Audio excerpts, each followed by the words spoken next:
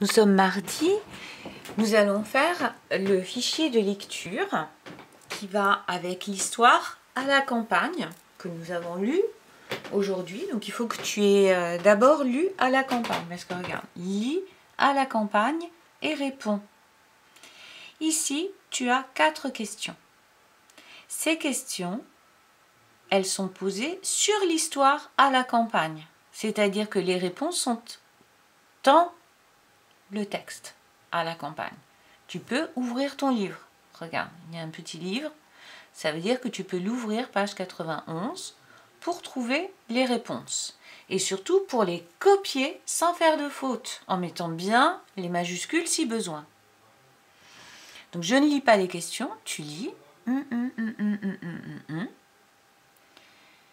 Tu cherches la réponse, tu mets ton doigt dessus et tu la recopies.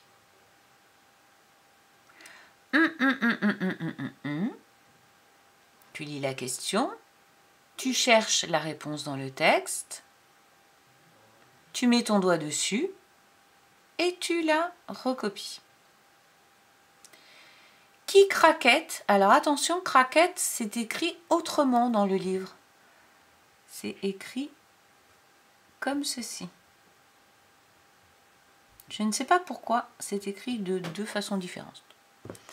Donc qui craquette, tu cherches dans le livre pour savoir comment ça s'écrit, même si tu t'en souviens, tu recopies. Qui s'approche des canetons, tu cherches dans le livre, tu recopies. Il peut y avoir plusieurs fois la même réponse. Tu mets sur pause avant de continuer. Voilà, tu as fini l'exercice numéro 1. On passe au numéro 2. Voici 2 étiquettes de son. Le son n, et le son ñ. Tu vois qu'ils sont très proches. Ñ. Pendant que je vais lire, tu vas compléter. Tu construis une cabane. On entend n. Tu fais les premiers, un petit peu. Il habite à la campagne. Ñ. On entend ñ, donc c'est GN. Je continue. Roméo se cogne contre la porte. Cogne. Je mange une banane. Banane. Il grignote un biscuit. Grignote.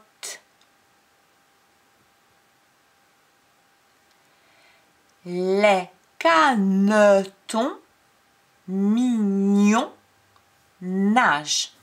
Caneton.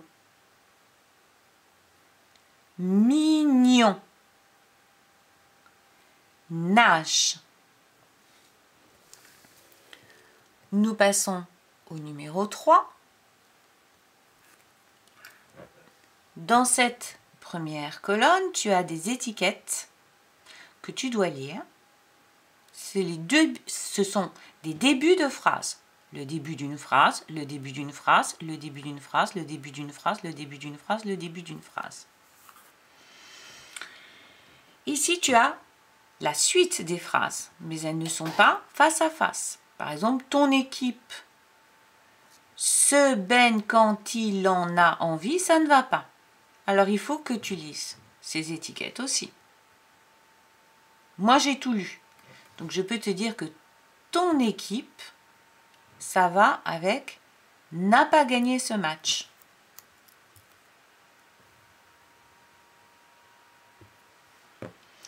Peut-être il faut faire au crayon à papier parce que tu peux avoir besoin de gommer, au cas où. Il y a tellement de possibilités, tu vois, il y a quand même beaucoup de possibilités pour relier. Fais bien attention qu'il y a mes numéros, c'est-à-dire ils sont plusieurs, ils, le verbe sera avec ENT. Léon et Gaston, ils sont 2, donc c'est ils, le verbe aura ENT. Les canards, c'est ils, le verbe aura ENT. Léo tout seul, c'est il au masculin. Léa toute seule, c'est elle. Et ton équipe, on dit une équipe, donc c'est elle. Voilà. Ça, c'est ce qu'il faut se dire dans la tête. Ça peut aider à trouver la suite de la phrase. Ce sont des indices importants. Quand tu auras fini, eh bien, tu sais faire ce type d'exercice, le 4 et le 5. Bien lire les étiquettes avant de commencer, les avoir bien en tête.